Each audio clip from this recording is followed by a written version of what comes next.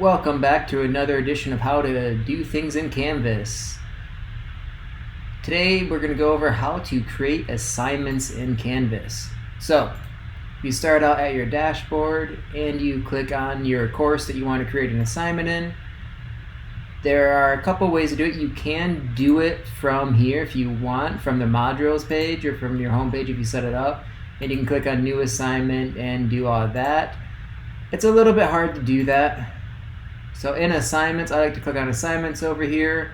You can add a group, like right now we have the PBAs in a group, projects in a group, and these increase your grade assignments. So those are the three groups. We can add another one if we want. So we can add like a test group if we want. And then in there's two different spots. You can click on the add assignment here, but I actually like clicking on this plus sign right here. Why? Because that nests it automatically underneath this group. Here, it makes it into a general assignment thing and it gets all kind of messy. So I like doing it in here. Assignment, we're going to do test. You can set your due date, whatever you want, whatever time you want it to be done. And then if you just want to do that, you can click save right there and that saves it and creates it. Or in this, you can do the same thing, only you can click on more options. In the more options, this is where you can type in test your details of what you want your assignment to do. You can modify, you can add links, you can embed pictures, you can have a Microsoft Teams meeting, which is a new thing. You can do a bunch of stuff in here. You can assign how many points you want. You can change the assignment grouping. You can display grade as whatever you want. If you just want it to be like a complete incomplete, which is sometimes I like assignments just to be that. There's no points, there's no letter grade. I like to do complete incomplete for things like I just want you to do this and I want you to submit this and I'm going to mark complete incomplete. So as you're teaching your students how to turn in assignments, that might be a good thing to do as a test like turn in. Submission type, depending on how you want to do it, I like to do online and it comes up with these options. I don't like file uploads. I don't like the media recordings. I like just doing a website URL.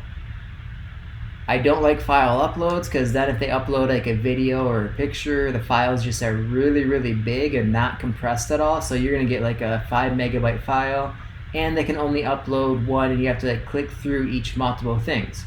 So if they're going to do pictures, I like them to create a Google Doc or a Word doc online and put all of the pictures in there. That way it's one document and I can just scroll down and see all of the pictures. And then they can also do like comments underneath the pictures and annotate them. So website URL is my usual only checkbox. If you really want them to do a text entry, you can, where they actually just type into a Canvas box. But even then, if I'm doing that, I'll just have them submit a Google Doc or something just to keep everything the exact same every single time. The more the same submissions are, the less confusion of students. Allowed attempts, you can do limited if you want. If you only want them to submit this once, or maybe you want to do it a couple times, I usually leave that on limited. If this is a group assignment, you can click on this is a group assignment. You can assign grades to each student individually, but I like to do just a group grade if I'm doing that. And then you can do a new group category. Like you can do, like if we're doing mousetrap car, I might do mousetrap car groups or foosball launcher groups.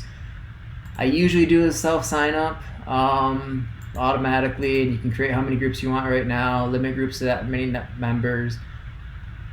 And then I usually require group members to be in the same section of the class, so same period, so they can actually work on it together. If you want them to submit and require peer review, you can do it automatically assign peer reviews, reviews per user. You can do all that stuff. So you can set up, like, if they submit a paper and you want them to read it and make notes, they can do that. If you want it to be anonymous grading. So that can't be done for group assignments, but if you want to not see their names, there you go. Problem solved. You will not see their names then. Assign, if you only wanted to like assign to your second period, you just get rid of the everyone else and you do that. If you want everyone, then you do everyone. And so you can choose what parts of the course you want it to be assigned. Due date, obviously. available from. So maybe I don't want this available till the 29th. And then I want it to close and not be available anymore on the 4th. So I want to give them a couple extra days to be able to submit it past the due date. But on August 4th, this automatically locks it down. If I want to do that for 2 separate groups, I can be like, oh, second period, you get this from the 30th to the 13th or whatever. Maybe whatever you want to do with that. You can change those things. Once you're done, you can click save or publish, or just save. If you just click save, then this just comes up with that. It's not published yet, so people can't see this yet. And you notice, like, due July 30th, everyone else, for second period it's this, for everyone else it's this. Then if I want to add a rubric, I click the add a rubric button. I can create a brand new rubric for this, or if I've already created rubrics that I want to reuse, which I do, I click find a rubric. One downside is that Canvas keeps all of these in here no matter what from every single year that you've done a course. I wish there was a way, Canvas, if you're listening again, a way to get rid of some of these rubrics based on time and have, like, I only want to display this many rubrics. So you find your course in here and you do Physics 2021 for me. I find my rubric, I scroll down and click use this rubric. That imports the rubric.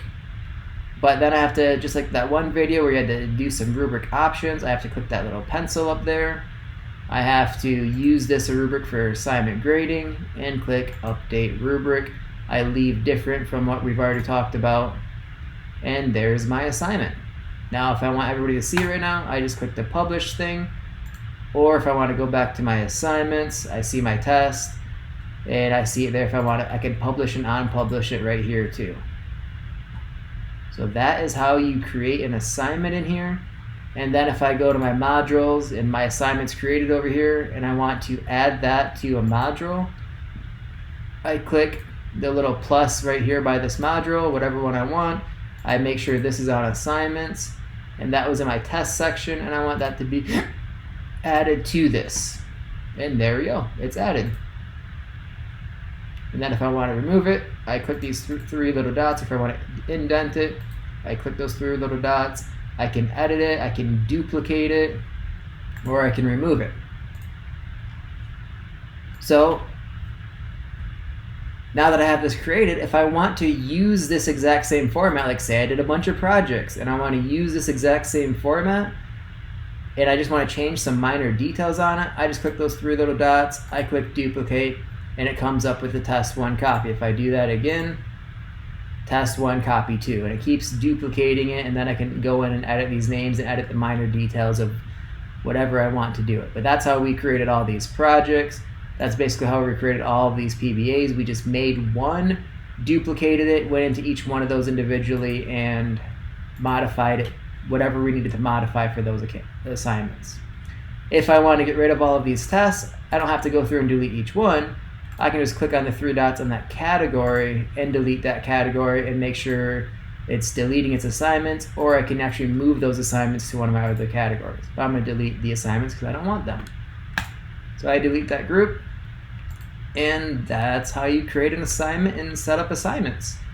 Quizzes, discussions, all that other stuff are pretty similar. If I want to create a quiz, I just go in here and do the exact same thing, and then I click on questions and add questions, new groups.